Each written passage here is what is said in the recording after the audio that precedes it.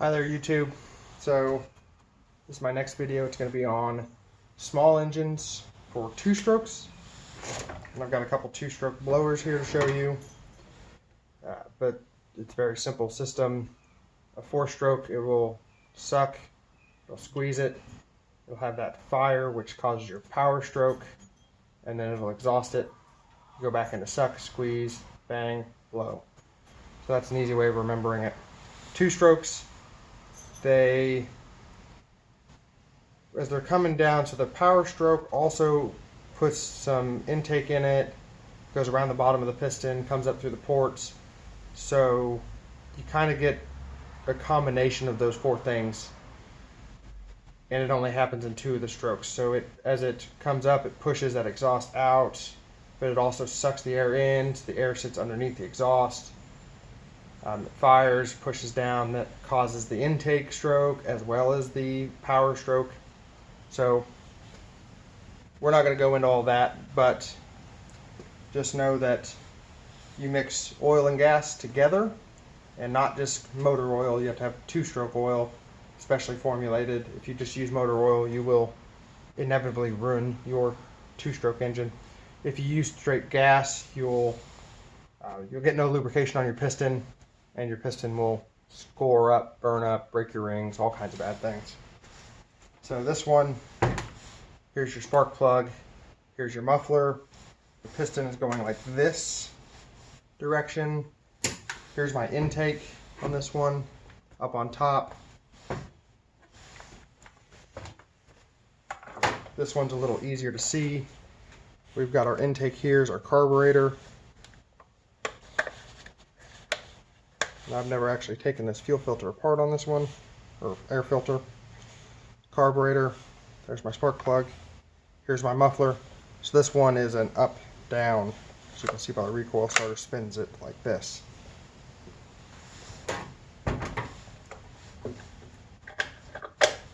So I wanted to get into a couple things with two strokes. Mainly what goes wrong with them. I'm not a two-stroke expert. There's a lot of people out there that are, but what goes wrong with them is easy. And for me, it's always been the same thing. It's always fuel. You know what? I'm gonna change that. I have one outside that is broken. Actually, you know what? It's a four-stroke. So always been fuel for two strokes. I think that four-stroke weed eater, no ring. The rings are bad on it. No compression. And I have a theory on that as well. I'll say that at the end of what's wrong with four-stroke weed eaters. But these are very simple machines. Mix your gas and oil. You have a very simple air filter. Some have no air filters. The choke is normally not, on four-strokes, chokes a lot of times are a butterfly valve. On these, it's normally just a metal or plastic plate that physically goes in front of the intake and just stops it. It'll have a hole drilled in there for a minimum amount. So starting instructions typically tell you to choke it full, push the primer bulb some number of times. This white one is 5 to 7 primes. This one, I don't think it actually has any pictures on it. And then pull it a couple times to see if it'll fire. And once it fires, you want to go to half choke. Don't prime it anymore. Pull it until it fires and runs on half choke, and then let it warm up and slowly go to no choke. So let's go into what goes wrong now. Like I said, it's always been carburetors for me. Really, it's fuel, not necessarily carburetors. But if you can see on this one runs. This is my good blower that I use. And if you look in here, hard to see, the fuel line is broken. So that's a common one. That's actually, I get weed eaters constantly with just broken fuel lines. Fuel lines break, they're trashed. I just did a Poulan Pro chainsaw, and he said, yeah, it doesn't start and I don't know why. I'll put new gas in it, but it didn't fix it. Well, and your primer bulbs all ate up from gas, it doesn't do anything. His also, the fuel lines were rock hard. As soon as I tried to replace the primer bulb, all the fuel lines disintegrated, which I knew was coming. That's trash.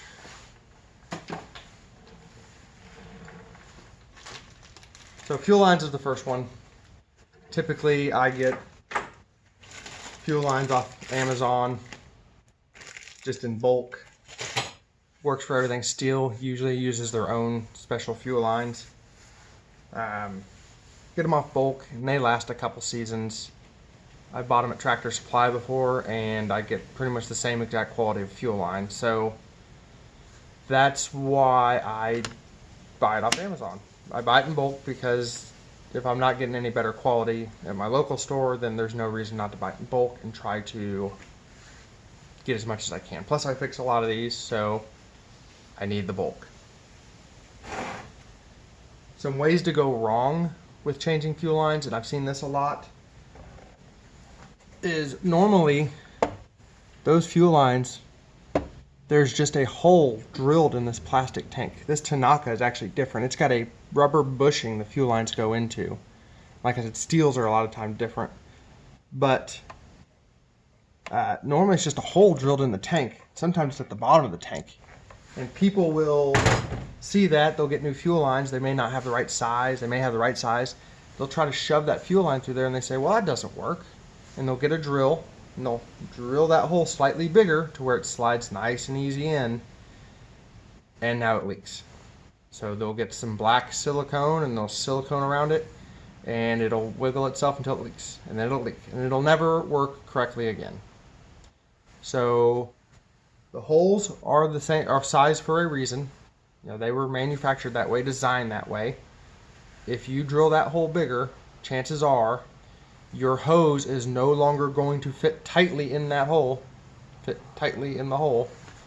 it's going to leak. It kind of stinks. It sucks pushing fuel lines like that Poulon I just did. It was incredibly difficult to get the fuel lines pushed through the holes. One of the holes I did end up drilling about a 64th of an inch bigger, and then I was able to get it, but it's a real tight fit on that too, even with the slightly bigger hole. So drilling is not necessarily a bad thing, but do not drill bigger to the point where your hose is no longer making a tight seal. Also with fuel lines, your primer bulb on this style of primer bulb has two holes. One is suck and one is blow. That one's blow because I try to blow. So this one sucks, so I can blow out, put my finger over it, sucks. So that one, on this one, the middle is blow and the outside is suck. They'll get the fuel line swapped on these, or they'll just line it up wrong completely. Generally, with a carburetor on a two-stroke, it goes from the tank through a filter. Here's one of the filters I have. Comes in the tank, this sits in the tank, comes out of the tank through this filter into the carburetor, from the carburetor to the primer bulb, and then from the primer bulb return to the tank. And what that does is when you see fuel in your primer bulb, that means you have purged all the air out of your carburetor. It should now run. These get clogged. A lot of people ignore fuel lines. Typically I replace, or fuel filters, typically I replace a fuel filter when I replace the lines, because most fuel filters are bad. This is one style. I buy primarily this style. They're just a lead weight essentially with a little paper-ish filter on the outside of it. Some of them are made of just straight plastic. There's no lead, there's no weight. The idea behind a fuel filter is that this thing may be at an angle, it may be like this, it may be like this. The fuel's not sitting in one spot. On your car, all the fuel sits where the fuel pump is. If you go up a hill, it may be more of it on the fuel pump or less of it, but it's still all sitting on the fuel pump. With these, fuel can move a lot, especially chainsaws. Chainsaws you might have to cut upside down, left, I mean just weird cuts. So the point of a heavy fuel filter is that your line is enough to where this fuel filter dangles, and whatever the fuel is, this line is kind of moving towards the bottom of the tank, and it can just free fall in there. Okay, so I'm going to go into carburetors next. I got a couple carburetors to show you. This is a Walbro. I have no idea what model. I don't know what it came off of. Yeah, I know nothing about this Walbro. Oh, look at that. It's a Walbro 015. It says 015 maybe. Hard to see. So a couple things going on. This one has a physical choke butterfly on it. This is your throttle. And the way you adjust your idle is this screw. As you screw it in, it just forces this throttle further open. As you screw it out, it allows that throttle to sit closed. That's it. That's all that is for idle adjustment. If you get into it, see this hole? That hole needs to be unobstructed. So this is the fuel pump in the carburetor. I'm going to pull this apart real quick. These are steel screws and aluminum bodies. They don't need to be torqued down with every ounce of might you have, because then you will just strip out the body. And then you'll have to drill them bigger and tap them if it can hold it, or you just have to get a new carburetor. I will put this out there. If you're your own kind of mechanic, or the people you're working for are okay with it. I do a lot of lower end stuff. You know, most of my clients are not out there looking to spend $700 to fix their $200 blower. So generally, I will just buy a cheap Amazon carburetor, and it works really well. If you don't know what you're doing and you don't want to tackle it, for the $10 or whatever it costs for a new carburetor, it normally comes with lines, a filter, a primer bulb, an air filter, fuel filters, all kinds of stuff. You might as well go that route. But I do a lot of these, so I buy stuff in bulk. I can fix most of them pretty easy. This is called your metering diaphragm. Metering diaphragm. So this one is junk. It's already falling apart. If you can listen closely. It's very stiff. It should not be stiff. Yeah, this one's, I'm not even going to be able to get this one off probably without just destroying it. This is why this carburetor, I think I just replaced this carburetor just flat out. Rather than mess with fixing it, I think I just replaced it. And this one is not going to cooperate.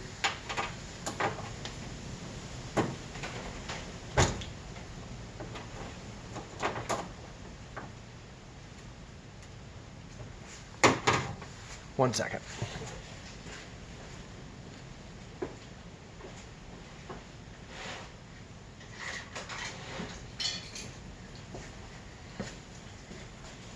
Okay, let's try this again.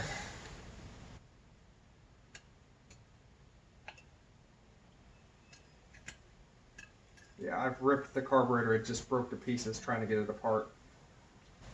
This diaphragm. This carburetor is not going back in service, so I'm not worried about scraping up this surface or breaking it or whatever. Here you go. The back side of the diaphragm has a metal frame in there. This one is just no good. No good. It's junk. Let's go ahead and throw all this in the trash. Now,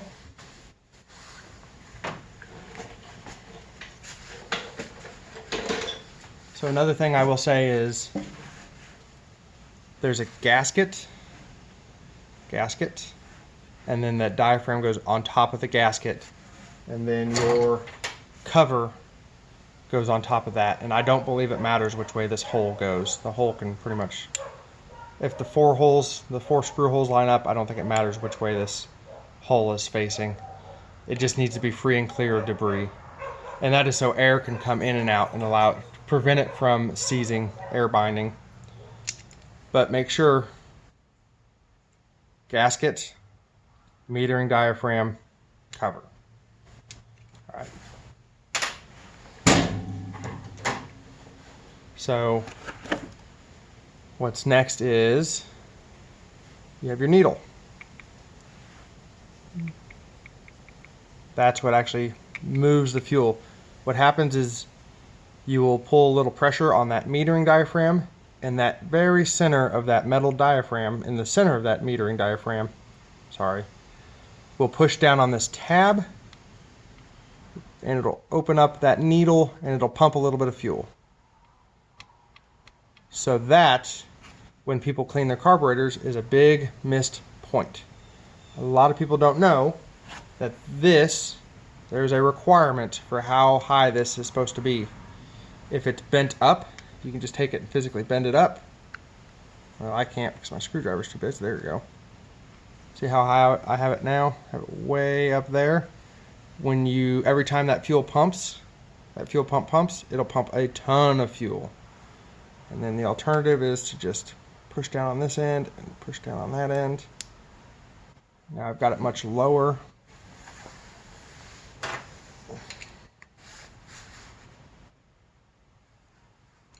Let me bend it down. There you go. I've got it much lower. I've actually got it way too low in this case. And now when that diaphragm comes down, it'll only barely open that valve. And you won't be getting enough fuel. You'll be starving for fuel in no time. So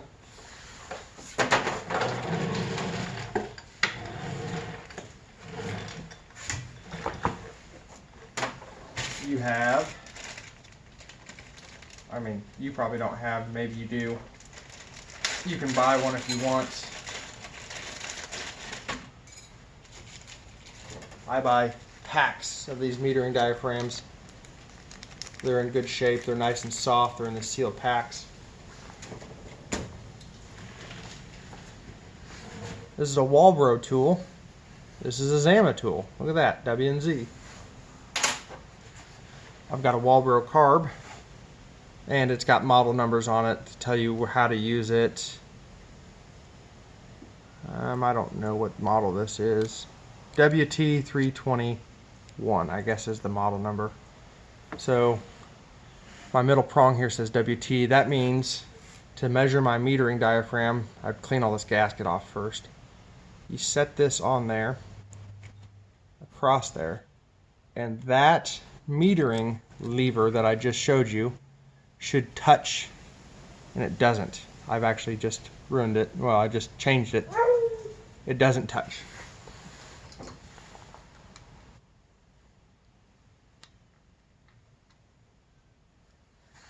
So I bent it up now. I just took my screwdriver and I bent it up, and now it pushes it down slightly. That means I've gone too far. So I'm not going to get this perfect because this carburetor's junk anyway, and I don't know what engine it even goes on, so it's not like I have any intent of replacing it. And you just keep bending it until it fits to where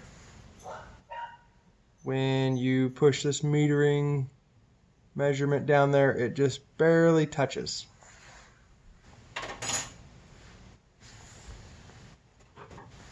And if it's too high, you'll get too much fuel, you'll flood, you'll see fuel coming back out of your throat of your carburetor and into your air filter.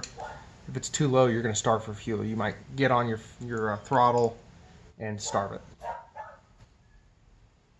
Take off the other end. Oh. There's your fuel pumps. These are check valve flappers. They only allow fuel in one direction. There's a gasket on this side. Oh look, there's one of the problems. That's a fuel screen, and it is completely caked with stuff. Completely caked.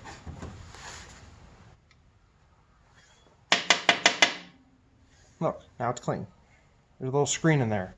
That's probably the only thing wrong with this carburetor when I took it out was it was 100% fuel blockage going to the fuel pump. I would guess this is off a chainsaw because this looks like sawdust. So a chainsaw with a dull chain will create sawdust and it gets everywhere. I'm going to say this is probably off a chainsaw. Maybe a Poulan. Yeah, I bet this is off an old Poulan. Whatever. Doesn't matter. So, here's the other end. You've got these channels. If you're cleaning the carburetor, just push some carb spray through these channels and just make sure they're clear. Be careful because you may put your straw of your carb cleaner in there, you spray it, and it comes out another one of these holes and sprays you in the face. So be very careful, wear safety glasses, keep it out of your eyesight. So, there you go. This is a different style carburetor. This one doesn't have a choke on it. So the choke was, I think this is a steel. Yeah, it's a Zama. This came off a steel weed eater, 46 weed eater maybe, something. It's got the built-in primer. And it's clogged up here. I haven't figured out what's wrong with it yet. The guy wanted to he needed an air filter, he needed fuel lines, he needed the carburetor fixed, he needed this primer bulb fixed. I said, well, we can just get you a cheap off-brand steel carburetor, and $20 you'll be back up and running. Or I can try to tear this thing apart, clean it up, see what's going on. Order your fuel lines. Steel fuel lines are pretty expensive. And he said, I need the $20 deal. I can't put any money into this thing. So this one from a steel. The choke was on the weed eater, part of the air cleaner assembly. And yeah, so I'm not going to take this one all the way apart. You get the idea. It does have this plastic block, which is kind of a fuel routing for the diaphragm. It does have a metering diaphragm underneath here. It also has these plastic keepers over the fuel adjustment screws, and that's why I got this one out, is to show you fuel adjustments. This is your idle, because it's by itself. See how it's way down here. If you look at it, it connects straight to this throttle plate. This is the idle one. Then on the top you have two more. Left is low. This is your low speed jet, and this plate, this plastic deal, actually limits how much you can twist it, so it gives you a range. If you don't like that, and some of them that's not acceptable, so you just rip that off, throw it in the trash. This one, it doesn't have an adjustment on the high, it doesn't have a limiter on the high speed needle, but the low speed needle, generally fire it up, run it, let it warm up, and once it's warm, just twist this needle. If you've only got a small adjustment range, twist this needle to see where it idles best. If you have unlimited range, you just spin it out until it starts idling really. It'll start idling really high, higher, and then eventually start dying off. And then you want to go back, close, it'll get high again, it'll start dying off, and then you kind of want to get halfway between dying off on each end, kind of in that high band, and then you can back your idle off until it's not idling as high. That's how you set your low speed. Your high speed is kind of like your maximum RPM. If you set it too high, you just turn this thing out forever. You're going to overspeed your engine. It's not going to be able to, the oil's not going to be able to cool it and lubricate it as fast as it's spinning and burning, and you're going to burn your engine up. So generally the high speed I just put to whatever the factory setting is. Google search the factory setting and put it there. I don't know what it is on this one, and this carburetor is likely never going back on another engine either.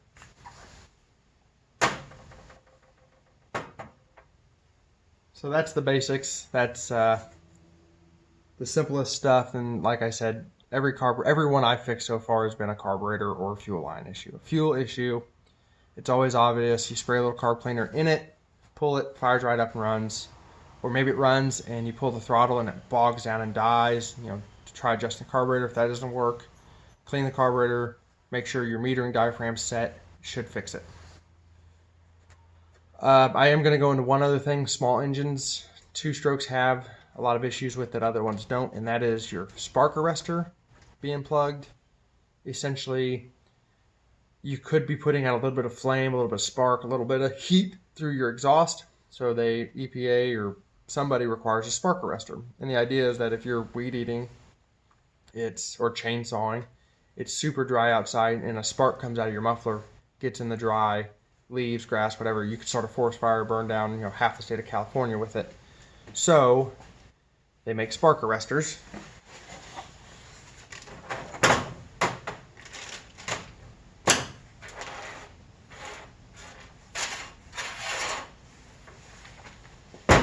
I'm going to use this one because it's easy to get to the muffler. My Tanaka, I don't want to take all the way apart because I just need to put a fuel line on it.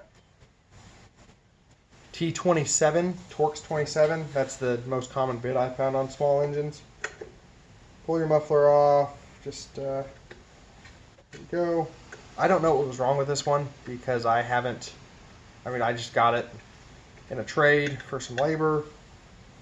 I'm not going to tell you right now, part of the reason this didn't run is this is the exhaust tube on your muffler and it's completely caked full of mud.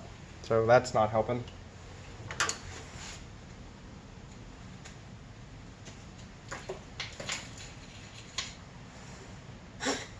Yeah.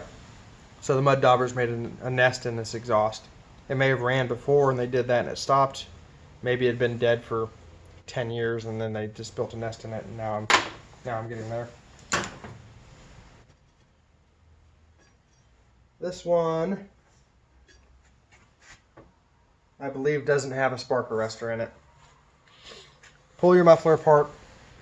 Usually it's 2 screws. This one has a screw up here to pull this heat shield off so you can pull the muffler off. It'll have a small screen in there, and what happens is over time you'll get a little bit of oily exhaust built up on that screen, and it'll clog that screen up and now your engine can't breathe. It'll hit that screen. Well, kind of the same idea. If this is plugged, the engine can't breathe, nowhere for the exhaust to go, it doesn't work. So what you can do is you can take that screen out of your muffler, you can take a torch, a wire wheel, whatever you want, and just clean all that carbon and crap off. It's not as common for chainsaw spark arrestors to get clogged because they run at full bore. Blow it, will be idling, you might blow a little bit here or there, idle it, blow some leaves pretty hard, let it idle, blow a little bit here and there. And so you get a lot of that partially burned oil fuel mixture and it gets on that screen. Chainsaws, you run them full bore, you put them in the wood and you go. If you're pulling the trigger on the chainsaw, likely you are in a piece of wood and you're putting that engine to work. And what that does is that gives you a nice good burn. It also gets your exhaust nice and hot and it burns that carbon off that spark arrestor. So chainsaws don't have a lot of issues with it. Weed eaters, blowers, maybe even edgers, pole saws, depending on what kind. If you have a weed eater with a pole saw attachment, if you have a dedicated pole saw, probably not, because same concept as a chainsaw. When it's running full load. So check for that. Make sure your spark arrestor's not clogged. If it is, it's not going to breathe. Doesn't breathe, it's not going to work. Of course, there's a lot more issues that can go wrong. Pull the muffler off and look at the piston and see what's going on there.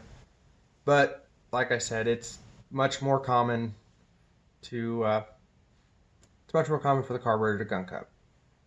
Fuel diaphragm after a few years will get hard.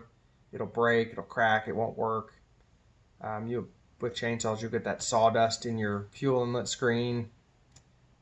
Yeah. So, thanks for the video. Thanks for watching. If you liked it, like it. If you want to subscribe. I'm going to try to make more of these videos.